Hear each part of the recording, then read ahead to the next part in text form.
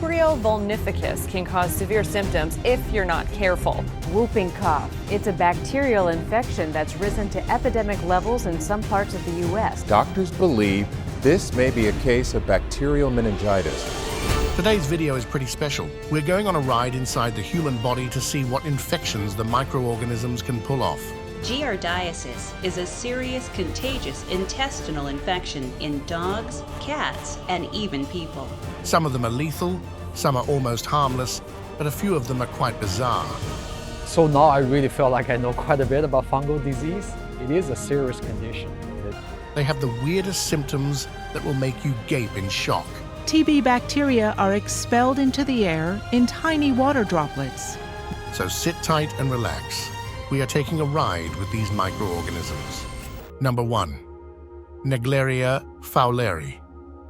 The brain-eating amoeba are the tiniest of organisms that lurk in any freshwater source, practically invisible, waiting to take down its next prey.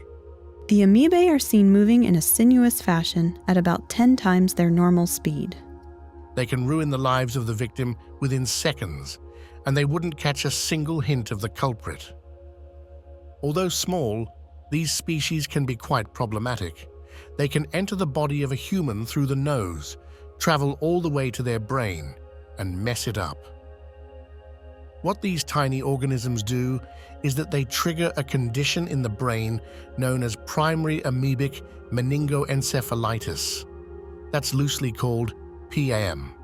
As the temperature rises, they tend to grow and create a whole army ready to play offense. But in recent years, this brain-eating amoeba has traveled its way to the colder climates due to climate change. It has planned on world domination, and it intends to fulfill that wish, which is why experts believe that they are not regionally restricted. Some cases report that this brain-eating zombie does not just live in the water. Their resting state is often found in soil.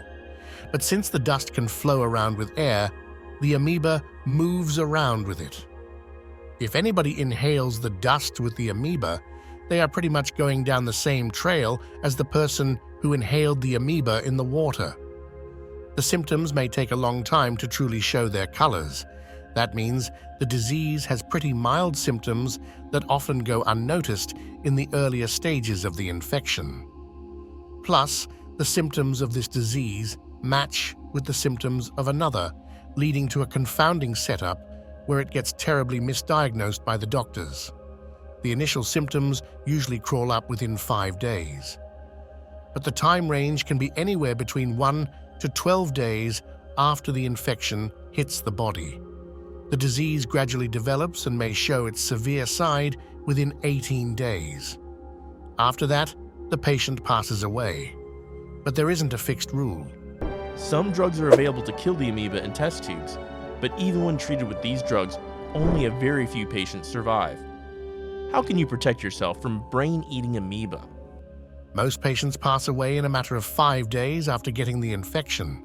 The disease is pretty rare and only affects 3 people in the United States per year on average. However, there are reports that climate change may affect the number of cases. Number 2. Vibrio Vulnificus. This bacteria crawls inside the skin and ruptures it, but nobody knows how, and that's a big mystery in the scientific world. This bacterium has 2 ways of getting inside the human body and creating havoc all over. Either you eat infected raw seafood like oysters or shellfish, or go swimming in the coastal waters with an open wound. The bacterium finds its way through the open wound, nesting inside your body, and you won't have a single clue until your health starts to deteriorate. At least 3 cases of Vibrio vulnificus have been reported in Baldwin County, including a tourist who nearly died from the bacteria after eating raw oysters. Since there are 2 ways for the bacteria to infect you, there are 2 trails of symptoms that may befall the patient. If the patient has indulged in a seafood feast that was raw or uncooked, he will most likely be having a bad episode in the bathroom along with stomach cramps, vomiting, fever, and chills. However, some patients develop bloodstream infections that can be fatal. On the other hand, if the bacterium has somehow crept under your skin, then you may feel pain in the affected area, along with redness and swelling. Within a few days, it travels as if there is a zombie trapped inside, munching on your flesh day by day. If it isn't treated quickly, patients might have to go through surgery. In the United States, this bacterium takes away the lives of around 33% of people infected. But the seafood-related deaths have a much bigger percentage. The seafood-related mortality rate, thanks to this bacterium, is nearly 95%. Number 3. Tripona Bruy. This killer parasite takes the help of tsetse flies and infects humans in sub-Saharan Africa. The disease is restricted to rural areas, but can be quite fatal if left untreated. The real culprit is the tsetse fly that bites an infected person and ingests the parasite along with the blood. The sneaky parasites hop on the ride and stay in the gut of the fly until the fly bites another human. And are ready to infect another victim when the fly next bites. There, these parasites crawl their way in through the mosquito's salivary glands into the bloodstream of another human. The human defense pulls out its guards and tries to build a wall against the foreign bodies. But the parasites are pretty sly. They change their form and trick the immune system. That is until the immune system catches on to their sly tactics and attacks them again. All of this struggle costs the human body a lot, pushing in mild symptoms like flu, fever, and headaches. This is the stage where treatment can work to fight off the disease. But if the parasite goes into the second stage, it can be quite fatal for the infected person. The parasite breaches the brain barrier and starts messing things up. Your sleep pattern will go off the reins. You might sleep during the day but won't be able to sleep at night. That's probably your sleeping schedule too, but this one comes with a lot of confusion, lethargy, and agitation. The nervous system starts slowing down due to the deterioration, and that might end up putting the patient in a coma. Number 4. Bordatella pertussis. There is a bacterial infection that affects your respiratory tract but comes with its own unique sound. You can get a series of coughing episodes that sometimes end with a whooping noise, which is why this disease is called the whooping cough. Started having a little cough. There is another infection that also creates a sound after a coughing episode. Although the diseases are different, the sound after the cough is a similar symptom. The whooping cough infection takes flight after 7 to 10 days. It starts off with coughing episodes that end at the note of a whooping sound whenever the person tries to inhale the air. These episodes can last up to a whole minute. Sometimes a color might pop up on the patient's face, usually red or purple, for a small amount of time. However, it should be noted that it isn't necessary that the episodes end with a sound. Many people have the infection without the noise. The disease is highly contagious and spreads fairly fast, even if the infected person is laughing near you. Although the disease carries flu-like symptoms, it can turn severe if the episode lasts long, making the person gasp for air. It is treatable if caught early. Number 5. Streptocarpus pyogenes. This bacteria is responsible for a serious infection known as necrotizing fasciitis. The culprit is also called flesh-eating bacteria because of the mess it makes underneath the human skin. Flesh-eating disease is very rare, but believe me when I say, the bacteria which causes this fatal condition can be found on your skin even right now. This flesh-eating bacteria finds a way inside the body through small scrapes, cuts, or any open wound. The wound does not even have to be that large. A tiny opening, and the bacteria will slide inside sneakily, making the next few days miserable for the infected person. A wound as small as a needle prick is enough to let this sly bacteria inside the human body. Usually, a red bump, swelling, or slight pain in an affected area can alert a patient that they might be carrying this tiny organism inside their bodies. But it is pretty rare for a healthy human subject to have this infection. It is more common in people who already have health-related problems. What's scary is that this particular bacteria is the fastest-moving form of an infection. While there are other bacteria that can hitch on the same ride and cause the same infection, there is no one as dangerous as this one. Number 6. Methicillin-resistant Staphylococcus aureus. You might have heard about staph infections. They are a common name, but MRSA is a staph germ that does not get any better with the antibiotics that usually cure staph infections. You should reach out to your doctor right away. If your doctor prescribes an antibiotic, take it as prescribed. It becomes really important. Quite a dilemma, isn't it? That's mainly because the staph germ has learned the tactics of the antibiotic drugs, and let's just say they no longer pose a threat to the bacteria. Because of this, it is sometimes called a superbug because it is so hard to treat. The disease usually starts with a small lump on the skin that may trick you into thinking it is a pimple. But as the days go by, it starts turning into something else entirely. It appears either red, swollen, or like any other skin infection, but that's only to fool you while the infection is brewing up inside. But there are some people who do not show any symptoms at all. The scary thing about this infection is that it gets inside the body through an open wound, but it doesn't just stay in the blood. It can go anywhere it likes. It takes a tour of the human body and chooses a place to stay anywhere it wants. It can affect your heart, your bones, kidneys, spleen, and even spine. Whatever it feels like infecting that day. Not only is it hard to treat, it is pretty contagious. You can catch the disease even by shaking hands with the infected person. Number 7. Bacterial meningitis. There is a protective covering around the brain and the spinal cord. These membranes are called meninges.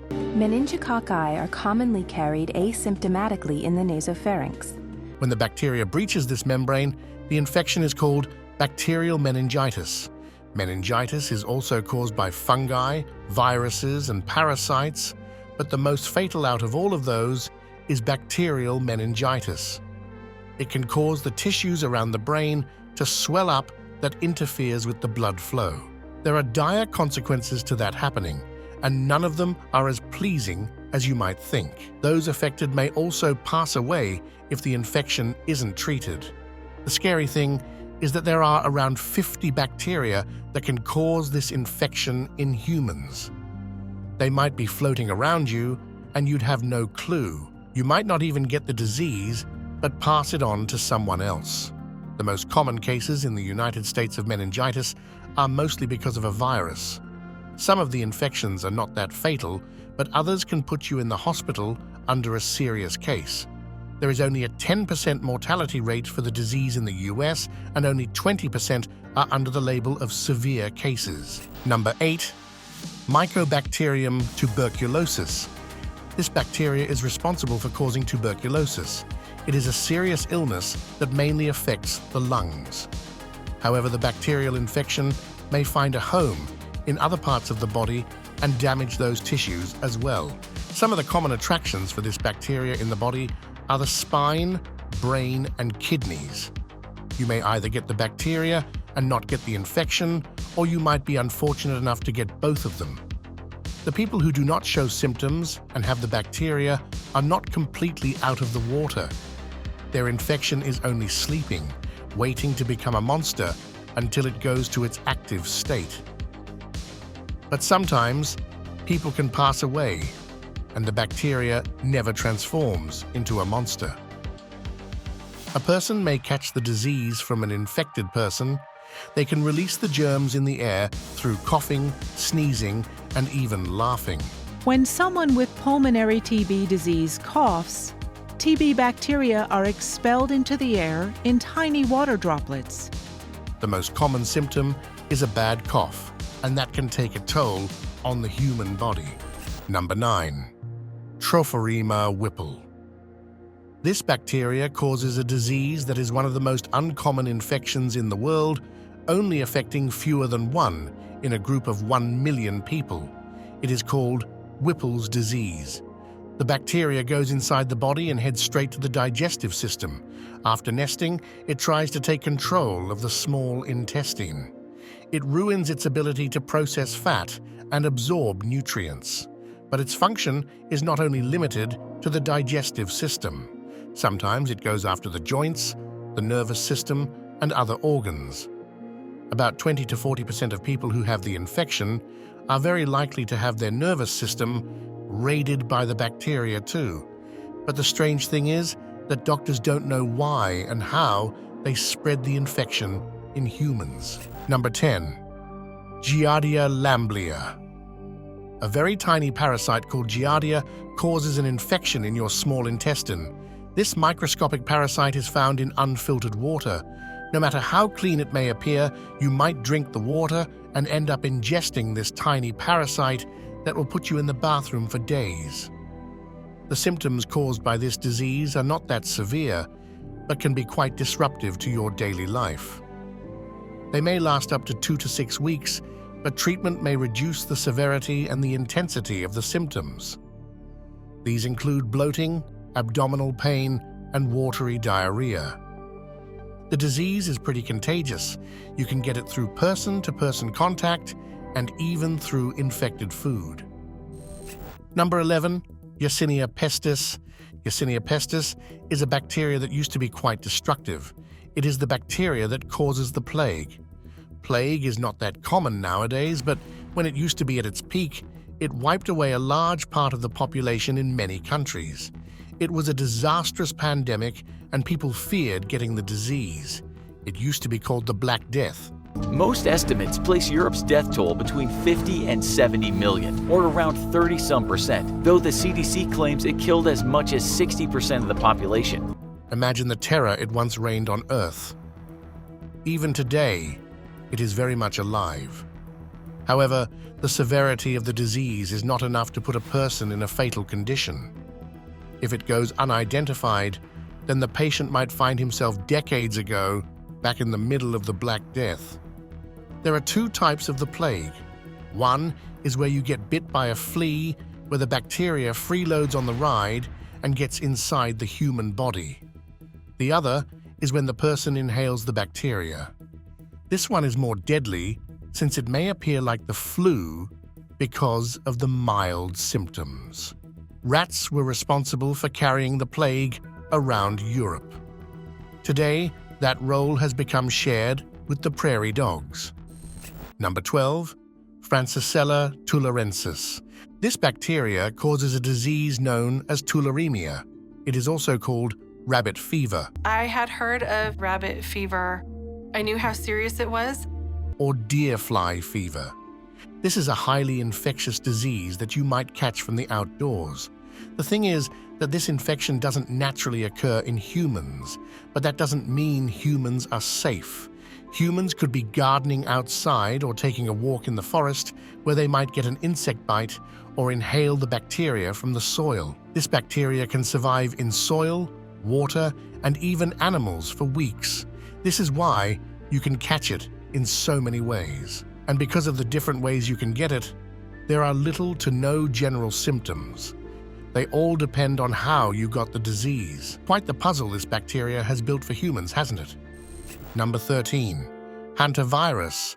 Hantavirus has a high mortality rate. People are known to have contracted the illness. As of today, 3 have died in California, Pennsylvania, and West Virginia. In the United States, the percentage reaches 40%. Back in 2012, there were 10 people that were suddenly infected by the disease, and only 7 ended up surviving. But this isn't because the disease is fatal. It is mainly because people ignore the initial symptoms or don't recognize the infection early on. When left untreated, it can prove to be dangerous for the people. The later symptoms include trouble breathing normally and having a rapid heartbeat. The initial symptoms arrive after 3 to 4 weeks.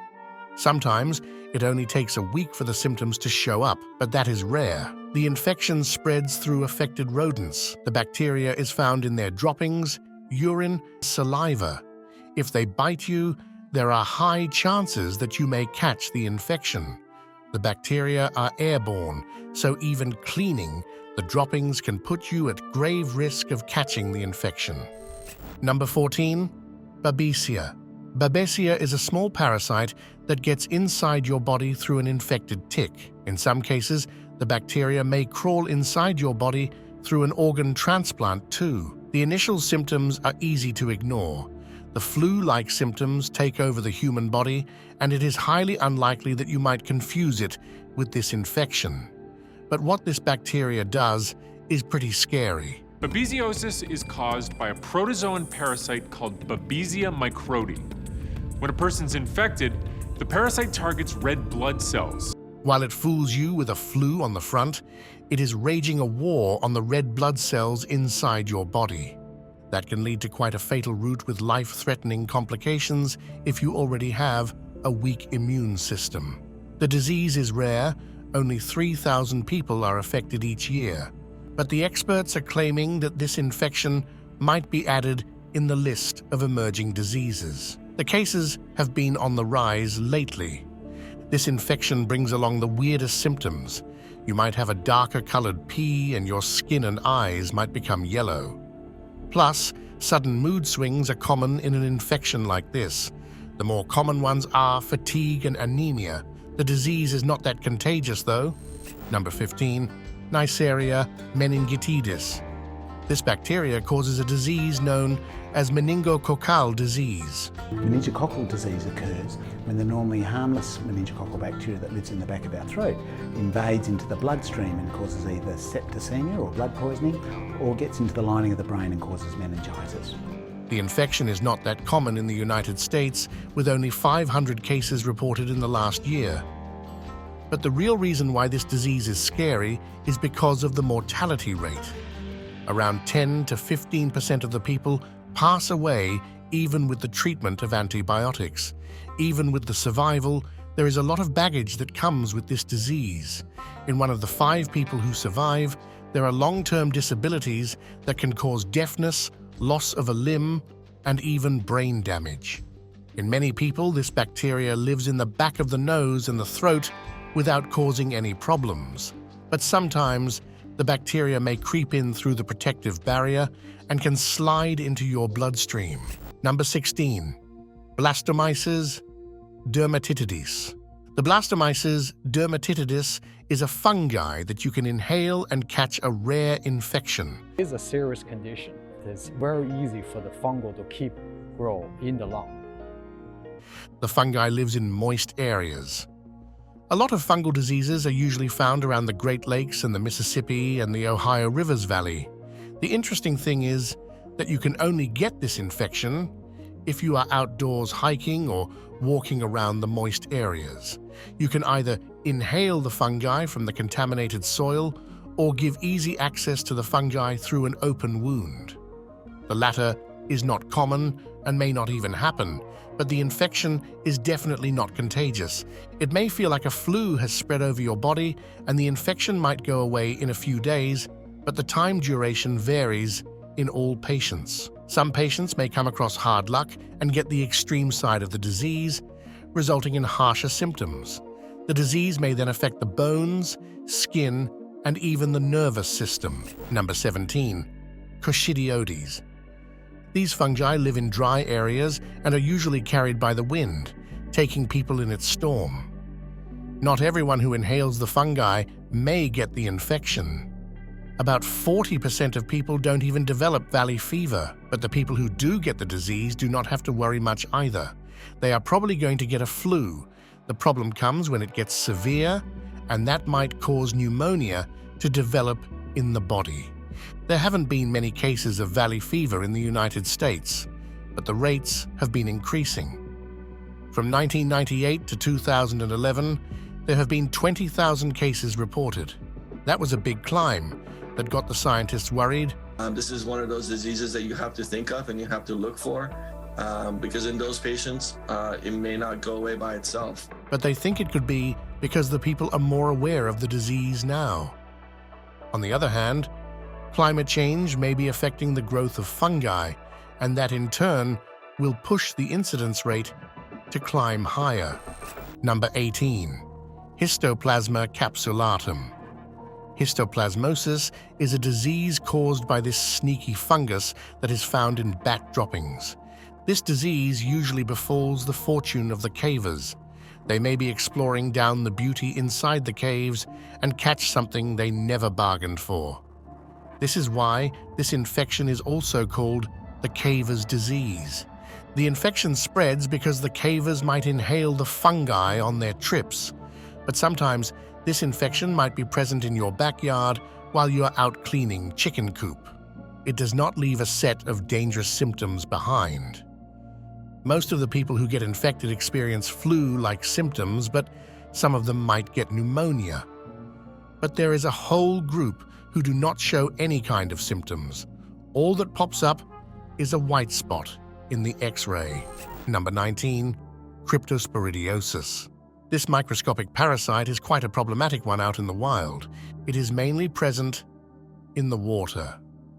If you swallow the contaminated water while swimming, you might give way to the parasite without even knowing about it.